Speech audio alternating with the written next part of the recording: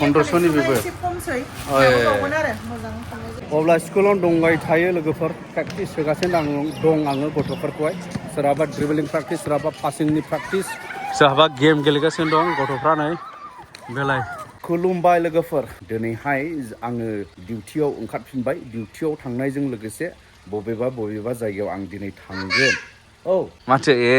नोंबो लिंहरदों माथो मामि हाय होनदो हाय हेलौ लोगोफोर अब्ला लोगोफोर ओंखारबाय न'निफ्राय दिनैहाय आङो नैबे नेक्स्ट सेसन बा नैबे 25-26 नि सेसननि फार्स्ट डिउटि दिनैहाय स्कुलनि डिउटिखौ बास्केटबल कचिं दा बे डिउटिया जोबनानै आङो थांगोन काजलगाव बङाइगाव बायदिसिना जायगायाव थांगोन आरो लोगोफोर दिनैहाय अब्ला ओंखारबाय न'निफ्राय गारिया स्टार्ट होना दोनबाय गारियाथ' बिराद मैला थाखायो जोंनि जायगाजोंहाय माने लामा थामानि अबस्था बिराद गाज्रि सुलाबो लोगो मैला जायो अब्ला थांबाय थादिनि लेट्स गो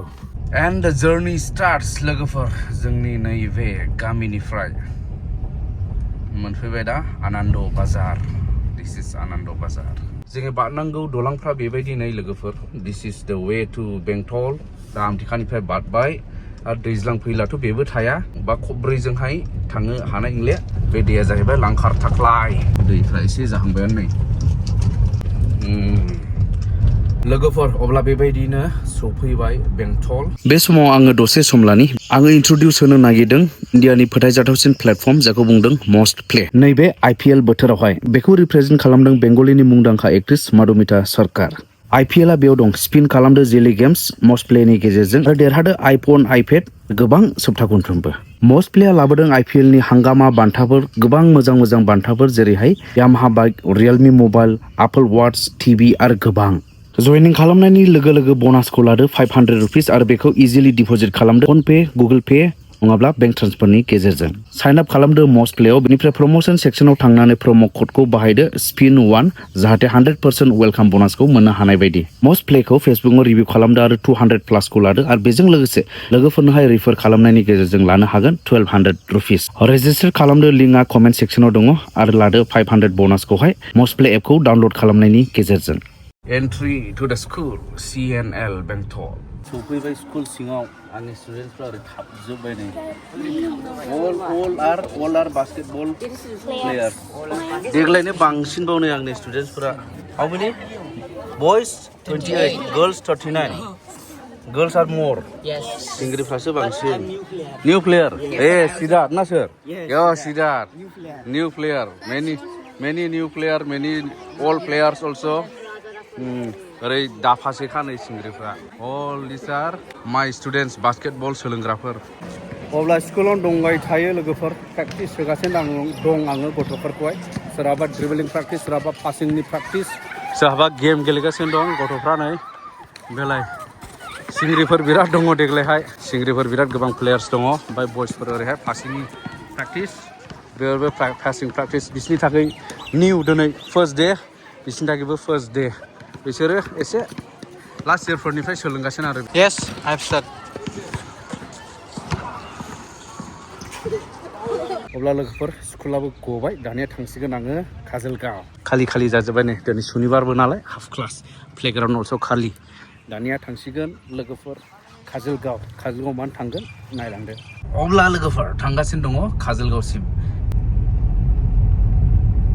अब्ला मोनफैबाय लोगोफोर नैबे जाहैबाय काजलगावनि अभारब्रिज हाइवेनि बेनि साहा आं दङ बेनि साहा माने बे जायगायावनो आं फैदों MS माहि दख'ना स्ट'रावहाय ओरै थांबाय बेंटल रड ओमफ्राय नैबेयावनो नुगोन नोंथांमोना बेनार MS माहि दख'ना स्ट'र दिजुलि माने बाजैनि नामा दिजुलि अनारने बेयावनो आं फैदों बिथांहा माने माखासे मिथिहोनांगौफोर दंनो गावनि कास्टमारफोर आरो गासै रायजो राजाफोरनि थाखाय येस सिगां फैदोंमोन आं अपेनिंआवहाय दिनै गोबावजों आरो फैबावबाय होमब्ला नै बाजैमोना रेडि खुलुमबाय बाजै गोजोन्थों गोबावजोंसो फैलायबाय इम्परटेन्ट खामानि नै बेबायदि ओमफ्राय नैबाव माबा माबि दं बेखौ जों खोन्थागासिनो दं नोंथांमोननो मोजाङैहाय बरायबाय नै बाजैमोना हामबायसै बाजै दे गोजोन्थों औ दे गोजोन्थों बे बाजैमोना जाहैबाय हिन्जावफोरनि मादाव डन काजलगावनि बिसोरो ओमफ्राय टेनसन फ्रि थाखायो ओरैबायदि गोजोननायजों मिनि हादां हादां थाग्रा माने टेनसन लाया बेबायदि दा बाजै टेनसन गैया बिसोरनाव टेनसन थाया जेन हक फैनायनि उद्देश्यआ बिराद माने इम्पर्टेन्ट आरो गोबां मानसिफोरनो मिथिहोनांगौ दं जोङो बाजै दिजुलिहा माने सिगाङाव माखासे खोथा होनाय दङ गावनि कास्टमारफोरनि थाखाय प्रमिस दा बिनि गेजेरजोंनो बाजैया माखासे बान्थाफोर हरनो नागिरदों आरो दिनैनि दिनावहाय दा नोंथांमोनाबो नुदों नै माखासे थेंक इउ माने बाजैनो सोरखौबा थेंक इउजों लोगोसे बान्था होनांगौ दं आरो बेबायदि ओमफ्राय माब्रै मालानिफ्राय जागायनाय खुलुमबाय माहि दख'ना स्टरनिफ्राय मानो होनबा आङो खोथा होखानाय दंखायोमोन बयनिबो लोगोफोरनि सिगाङाव आङो भिडिअ होखादों माने दिजुलि मुसाहारि आंना माबा दं नालाय फेसबुक पेज दं नालाय ओमफ्राय बेयावनो आं भिडिअ हगारदों आरो बांसिन मानसियानो मिन्थिखादों मानो होनबा जायनोबा 4 मासमोन आरो फुजानिफ्रायमोन खोमा फुजानिफ्राय जिखुनु 4 मासमोन आरो 4 मासनि गेजेराव बैसागुसिमाव बांसिन काउन्टिं जायो सोरहा बांसिन लादों दख'नाया बेफोरनि हिसाबै आरो रेगुलार हिसाबै प्राइस होनाय फार्स्ट सेकेन्ड थार्डनि प्राइस दंमोन आरो खिन्थु आं दा फार्स्ट सेकेन्ड थार्डखौ होआसै माने टटेलि आंना 6थायानो जाहैबाय आच्छा माने 6 जन बारायनाय जाहैबाय आरो टटेल 6 जन देरहागिरिफोरखौ लाबाय आरो माखासे दंबावो बिसोरखौहाय आङो रेगुलार फैबाय थाग्रानो सोरनोबा ब्लाउस हरगोन आङो खिन्थु आङो सोरबा बांसिन लाग्राफोरनो ओरैनोबाबो होखादों आरो आङो जायगायावनो हरफाखादों आं बैसागु बिदिनो सोरनाबा 10नि बारनायफोरनो आर'नाइ बा ब्लाउस हरदों ओमफ्राय सोरनोबा बिदिनो बुरजा बारनायफोरनो हरखादों आरो आङो ओमफ्राय आङो दा माखासे मानसिखौ लेंहरजोबनो हायासै माने गोजाननिजोब नालाय आं बेखौ पार्सेलसो खालामसै नङाबा आङो थांनानै हैनोसै आरो आच्छा देखायजोबनो हाला आरो माखासे नुजानोबो उसुबिदा मोनो ओंखायनो जाखिनि दं आं बेखौहाय नै बे गिफ्टआवनो देखायजोबनाय जाखाबाय ओमफ्राय साबेसे सासे सानै साथाम साब्रै साबा 6 जन आरो बेयो 6 जन देरहागिरिफोर माने ब्रेन्डनि होजोबदों सेकेन्ड थार्डआ ब्रेन्डनिजों ओमफ्राय दस्रायाहाय जाहैबाय ओरैनो नर्मेल दख'ना मास्राइस बायदिफोरनि आरो आच्छा बिदि होजोबदों ओमफ्राय ब्लाउस हरनाय जागोन माखासे रेगुलार कास्टमार फैफिनबा ओरै नोंसिनि माबाथिंबो दङ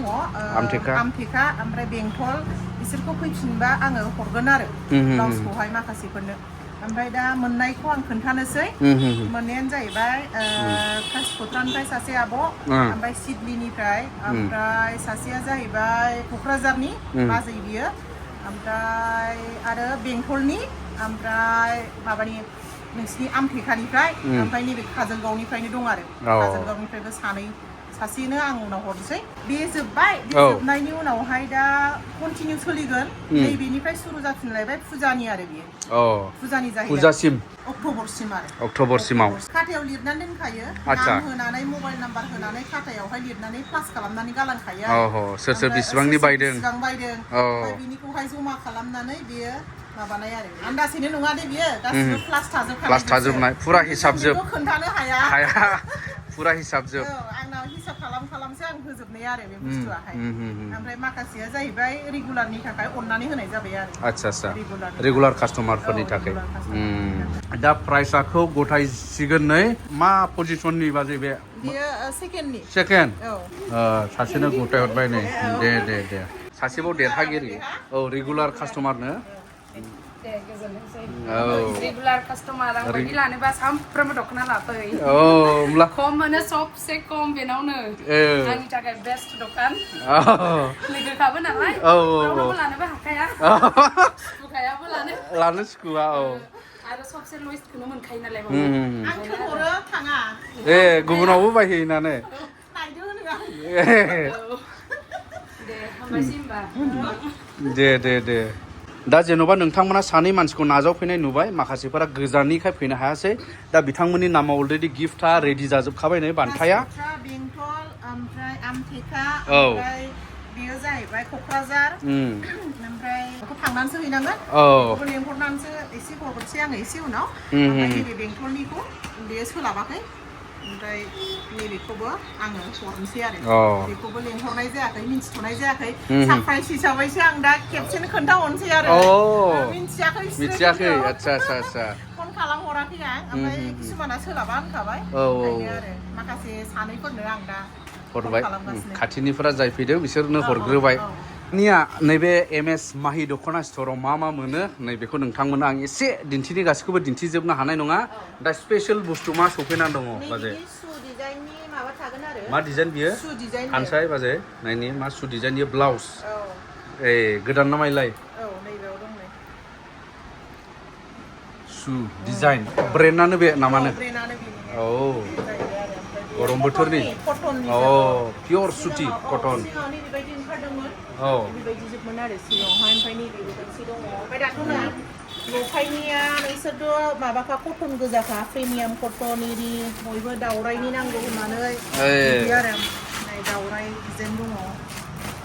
ओमफ्राय नैबेसोरथ' नै डिमापुरनि सनामाला गोदान गोदान सोजोबनाय बे गासिबो लफायनिया बे लफायनि गोदान सफैनाय नङैया खमनि मोनगोन ओमफ्राय खिन्थु प्रिमियामा एसे बारा जागोन आरो ओमफ्राय सिजौनि दङ नै गोदान सफैजोबदों बे सिजौ ब्रेन्डनि आच्छा सिजौ नन ब्रेन्ड दङ नन ब्रेन्ड 1500 1600 1800 2000 हरनायनिखौ गांनैसो दिन्थिसाय बाजै नन ब्रेन्ड नामा कपि माल बायदि जायो नामा ना आलदाखा मिन्थिला जेखौ होफैयो जों फानबाय नन ब्रेन्ड मोजाङानो नुयो माथो इदिखौबो ना नन ब्रेन्डआबो मोजां औ बेफोरखौ 1500 2000 मोनो आरो ना बाजै 1800 औ बिदिनो 1600 दङ 1700 नि बांसिन दङ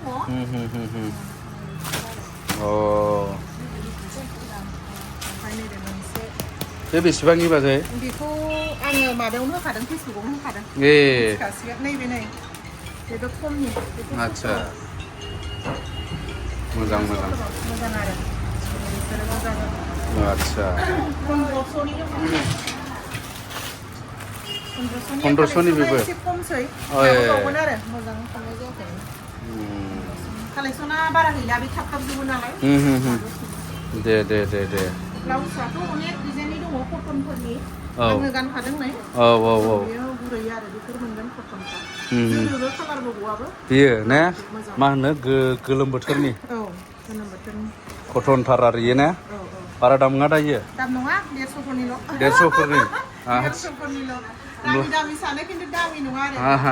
फारसेथिं सेन्देल दङ औ ओरैहाय आरोबाव दख'ना दानाय मानाय थाबाय नै दानाय मानाय थाबाय ओरै बेलाय नै ओमफ्राय ओरै दङ आर'नाइ माने खमसिननिफ्राय दाम गोसासिनसिम नैबे बिबार दङ नैबे बिबारनि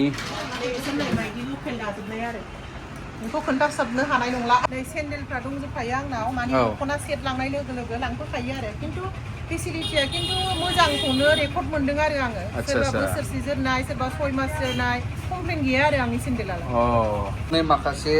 लेडिस साथा आमब्रेला चाइनिस ना मा बाजै चाइनिस कालेक्सन नै बिराद मोजां किउट सिख्लाफोर हिन्जावफोर लाग्रा नैबेखौ आंनि फिसाजोनो गिफ्ट हरबावबायसो नै बाजैया गिफ्ट साथा बिराद खुसि जासिगोन फिसाजोआ औ हरजा जायखिया हामबायसै बाजै ने ओमफ्राय मा होनदोंमोनलाय फेसबुक पेज मा होनदोंमोन औ दिजुलि मुसाहारि फेसबुक पेजाव थांनानैबो औ आपडेट होबाय थाखागोन गोदान मा सफैदों सफैयाखै खमनि मोननाय मालाबा अफार होनाय नैफोरखौ मोनबाय थाखागोन आरो बे फुजानि मास मोनसे मोननै सिगां खमावनो होनो नाजाखागोन होननानै बुंखाबाय आङो औ 400 300सोनि मालाया जेरेखम फानो 300 400 खमाव आरो आच्छा बेखौ गारनानै बेनिफ्राय बाजैया बिनानाव मोनसिगोन माने आंनि हिनजावनो गिफ्ट हरबावनो नागिरदों आरो थेंक इउ सै बेलायनो दे अजा थेंक इउ सै थेंक इउ माइ गायनोबो आं मायां गाया गिबानोसै आरो औ अब्ला गोसोआव लादो आरो एमएस माहि दख'ना स्ट'रनि फेसबुक पेज गोदान खुलिबावबाय इउटुब चेनेल माने ब्लग चेनेल खुलिबाय आरो मोनसेयाथ' दंखायो बाजै एन्टारटेनमेन्ट जेरावहाय बाजैया short movie album music videos upload खालामो बेनिफ्राय गोदान खुलिबावबाय दिजुलि ब्लग बेखौबो सापर्ट खालामदो आपडेट ओमफ्राय आच्छा औ बेबायदि हागौमानि नाजासिगोन आं फुजायाव ओरैबायदि अफार होगोन आङो माने मालायनिफ्रायबाबो 400 300 खमाव हरखागोन आरो